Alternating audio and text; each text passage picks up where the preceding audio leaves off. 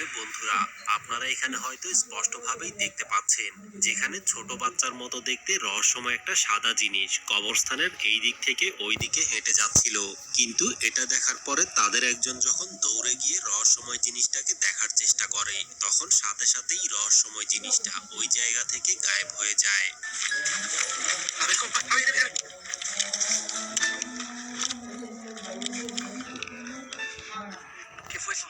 আর এই ঘটনার পরে তারা যখন লাইভে এসে রহস্যময় জিনিসটার ব্যাপারে তার ফ্যান ফলোয়ার্সদের জানাচ্ছিল, তখন লাইভে থাকা অবস্থায় ভিডিওর মধ্যে আরো একটা রহস্যময় জিনিস রেকর্ড হয়ে যায়, যেটা কিনা আগেরটা চাইতে একেবারেই ভিন্ন রকম ছিল। Mucho miedo, payaso, de verdad, porque la pudimos captar muy clarito, demasiado claro. Y pues bueno, vamos a ver si le encontramos nuevamente, payaso.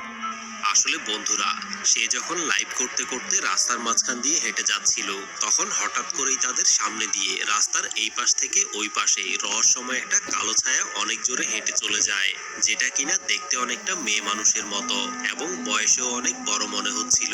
কিন্তু একটু আগে তারা কবরস্থানের ভিতরে যে জিনিসটা দেখেছিল, সেটা দেখতে অনেকটা ছোট বাচ্চার মতো এবং গায়ের মধ্যে সাদা কাপড় পরা অবস্থায় ছিল, যার মানে হচ্ছে এই জায়গার মধ্যে শুধুমাত্র একটা দুইটা না, বিভিন্ন রকমের রহস্যময় জিনিস রয়েছে।